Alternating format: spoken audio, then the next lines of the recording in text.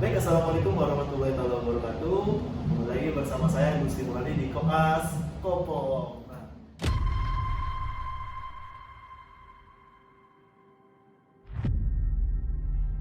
teman-teman, kali ini Koas Kopong kedatangan tamu yaitu Dr. Ilham Akbar.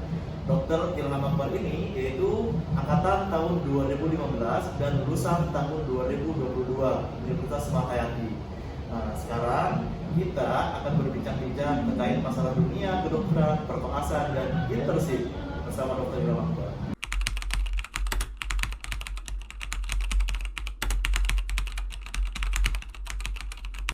Dok, Ya, gimana kabarnya dok? alhamdulillah baik dok. Sekarang kesibukannya apa nih dok? Kesibukannya mengabdi. Mengabdi, Iya. di mana dok? Dan sibuk ya di Tangerang. Dok, sebelum kita berbicara lebih panjang, kayaknya kita buka masker lah ya. Kan kita udah swab tadi dok. Oh iya. Hasilnya negatif kan? Negatif dong. Boleh copot ya? Boleh dok. Udah ya dok ya, Iya. dok. Dok, kebanyakan Koas Kopong ini kan itu suatu organisasi biasa tentang dunia kedokteran. Kebanyakan pengen tahu tentang gimana sih kehidupan selama preklinik di dunia kedokteran itu dok. Dokter pernah nggak punya pengalaman pahit, manis gitu, gimana yang harus diceritakan dok? Gitu. Boleh nggak dok? Boleh. Gimana dok? Pengalaman pahitnya ya remet. Ya remet. Jadi ya kalau uji di kedokteran itu kan sistemnya blok ya. Jadi satu semester itu bisa 3 kali ujian karena ada 3 blok kan. Yang paling pahitnya ya remet gitu. Remet. Karena di situ kan nilainya semua orang bisa lihat nilai kita ya. Kalau nilai kita jelek dan remet pasti semua orang tahu ya. Gitu. Saya remet yang nulis kan dok? Bukan. Kalau yang nulis itu ya kayaknya di sistem ini ya. Praktikum. Oh iya gitu. Ya, praktikum. Gitu ya kalau untuk pengalaman manisnya ya kalau kita lulus tepat waktu, nilai bagus. Apalagi kalau nilainya A ya. Itu waduh kayak kita banget loh gitu. Iya. Kan padahal mah enggak gitu. Biasa aja. Iya. Tapi kebanyakan sambung gitu sama teman kan dok ya? Ya, enggak juga sih. Oh, enggak. Enggak bisa aja enggak sih. Standar aja. Gitu. Jadi kehidupan tiap kali itu agak mulai agak ribet gitu ya dok? Ya, Nah dok, saya ingin nanya nih dok, kira-kira ribetnya di mana sih dok antara preklinik dan koas itu dok? ya sebenarnya ya di kedokteran semuanya ribet ya kalau kita menjalaninya terpaksa gitu enggak dengan hati kita cuman menurut saya sih nggak ada yang ribet selagi kita mau menjalaninya dengan ikhlas ya kan dan tentunya harus ada motivasi sih. Jadi, kalau saya sih motivasi utama saya selain orang tua ya adik saya Begitu.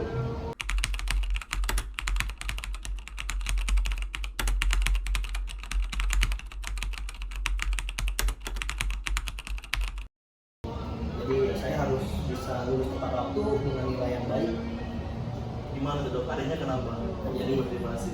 Kenapa dia saya jadi motivasi? Karena adikku itu pinter banget dia. Iya, karena dia SMP Axel, SMA Axel. Jadi harusnya kan saya tuh jadi seniornya ya. Malah saya jadi seangkatan. Panggilnya apa tuh? Manggilnya ya adil lah. Tahu kira-kira. Kan dari lahirnya kan duluan saya kan. Gitu. Cuman itu jadi motivasi saya supaya ya agak diakui aja sedikit. Karena kan kalau kita ngumpul keluarga besar kan kadang yang disandung ya adikku aja. Jadi harus jadi motivasi lebih sih. Kebanyakan kan orang tahu itu kalau dunia perkoasan, atau dunia kedokteran itu kan sibuk gitu dok. Iya. Gimana cara dokter itu mengimbangi terhadap keluarga itu dok? Ya, waktunya gitu.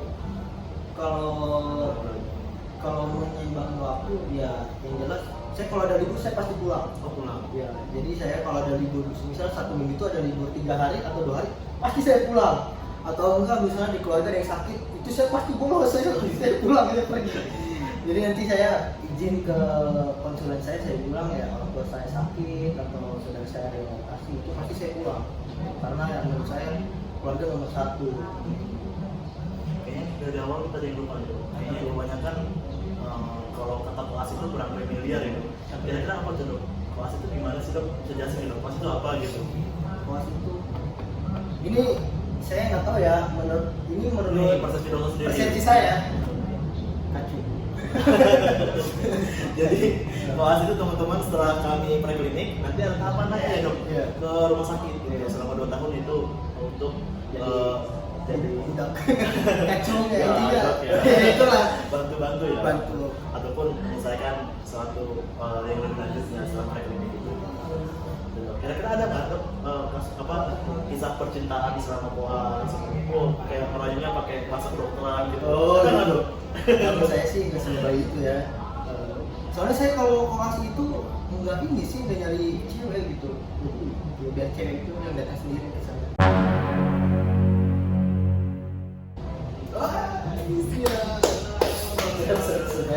Saya pengen tahu nih Dok cara gombalnya gimana.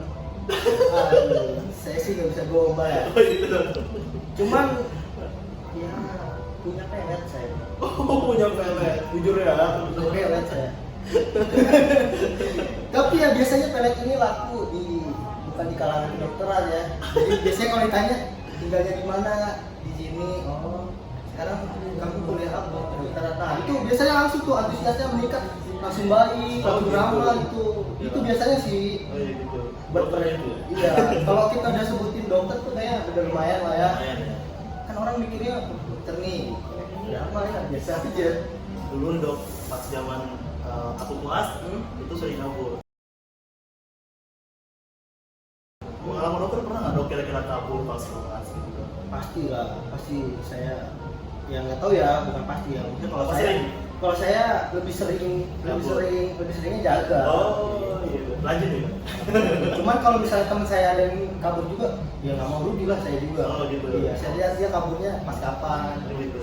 Cuman dengan seiringnya waktu ya, kalau kita udah lama koas nih, udah lewatin stasiun-stasiun Mayor, Mino, ya itu udah tahu setelahnya nih kalau mau kabur kapan aja tuh udah bisa. Cuman ya jangan ditiru ya buat koas-koas yang lain nih. Nah, itu nggak bagus ya, itu nggak bagus banget. Iya, nggak bagus karena menurut saya ya kita kalau nggak jaga itu ya kita nggak akan dapat apa-apa, nggak akan tahu kalau kita sering kabur. Nanti bingungnya pas setelah selesai koas dan selesai di KPPD itu, ketika kita praktek langsung ke lapangan kita akan bingung kalau kita jarang megang pasiennya gitu. Sedangkan dokter itu ya tanggung jawabnya kan ke pasien. Iya.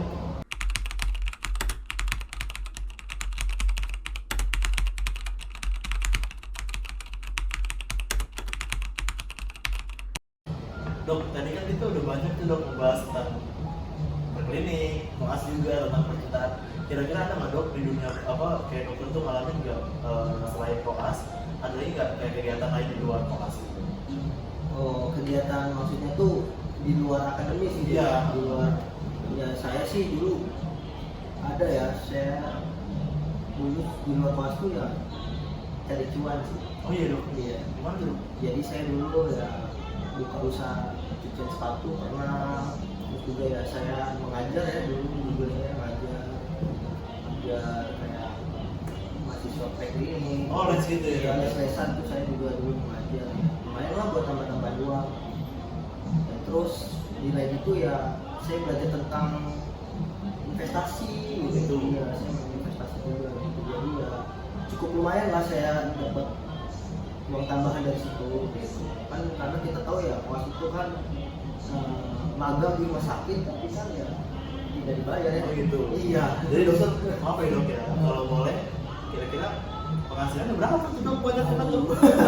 Ya Kalau boleh tahu ya, kalau misalkan dokter mau boleh lah. Jadi dulu saya kan ngekos ya, kosan saya bisa 1 jutaan lah ya, sama listrik 200-300. Nah itu alhamdulillah ketutup tuh.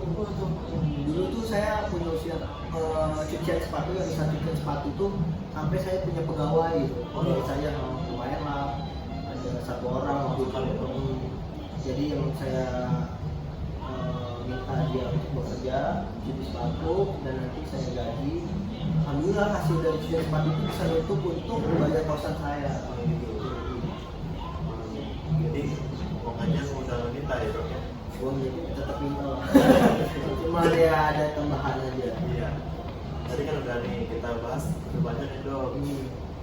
Kayaknya sobat Kopong pengen tahu deh Dok tips and tricksnya gimana nih ada yang bukan PPD sebelum isi dia Dok ya? Iya, Nah, sebelum gitu. isi, iya. Nah, gitu, Dok. Ya memang setelah kalau di kedokteran itu setelah preklinik, koas ada yang paling menyeramkan lah, ya. Lumayan menyeramkan. Iya. Apa tuh? Bukan PPD ya. Nah, jadi kalau tim saya tuh dulu intinya mencari tahu apa yang belum kita tahu. Begitu. Iya, karena menurut saya tahu dan kita hafalin percuma menurut saya. Kan nggak tahu Ya. ngapain gitu, cari yang nggak kita tahu gitu ya, belajar terus. Itu persiapannya berapa bulan? Persiapan itu 3 bulan. Dan memang ya belajar tergantung ya ke diri masing-masing kan, ada yang dia auditori, Oh, ada yang iya. dia visual ya kan, ada yang dia dengan menulis ya, sesuaikan dengan kebiasaan ya, setiap orang masing-masing. Kalau saya visual tuh. Visual ya. Nonton dulu dong, berjam-jam. Oh gitu ya. Ya beda-beda lah ya. Waktunya tapi dokter kalau belajar di jam berapa aja tuh dok? Malam ya dok? Kalau saya ya malam, pagi sih saya paling sering, dan tergantung mood saya sih. Oh iya. Ya kalau lagi bagus moodnya, semangat ya pasti saya belajar lebih lama dan lebih cepat masuk gitu. Kalau nggak mood kan juga susah lah belajar. Kayaknya ada yang kurang dok. Apa tuh? Support system. Wah itu sih pasti ada lah ya dari ayah. Ya Ada ada kan kan. kalau jam apa zaman now itu kan lemas dok. Aduh. Sayang. Aduh. Ya ada lah tentu ya yang selalu semangatin saya, ada selain orang tua kasih ya pasti ada lah. Berapa kasih dok? Kasihnya ya satu Satu. dong. Iya. Bahaya nih masuk video nih. Nanti kalau kasihnya banyak saya di konten nanti Oh, ya. gitu. Takut aja nih ada yang komentar ya, untuk para mantan dan gebetan jangan komen-komen ya. Kalau video ini viral. Berarti komen ya. Yang mana ya? Dokter dok komen. Iya. Ini dok sekarang sibuknya dokter berarti intensif ya dok. Intensif. Gimana dok? Jadi kami pengen tahu nih dok gimana antara perbedaan koas sama intensif dok. Perlu kesannya apa dok? Kayak segi uang ya dok? Apa di orang tua masih di apa? Kasih apa gimana kehidupan isipnya dok? Iya. Gitu. Dan peralihan dari koas tadi dok, dari habis ujian PMPD gimana pengalamannya dok? Kalau kasih trik and tips gitu atau perbincangan buat penonton kelas apa nih dok? Gitu.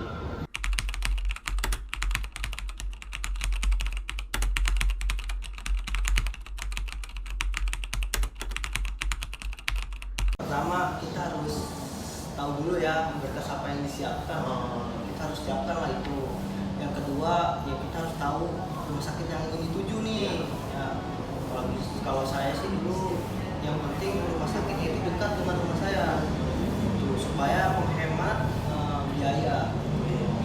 Jadi kalau saya di sini alhamdulillah keterimanya di RSUD Balaraja, jadi nggak terlalu jauh tuh dari rumah, bisa pulang ke sini. Terus yang kedua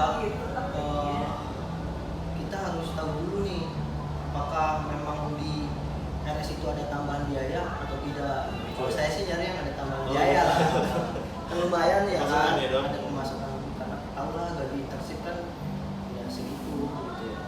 Jadi yang pertama itu harus kita tahu dulu planningnya dok. Mau kemana ya mana. Betul. Terus banyak nanya lah ya dok. Ya. Iya banyak nanya, banyak baca juga review dari insip sebelumnya gitu. Saya dengar gini dok. Banyak juga yang nanya ke saya juga.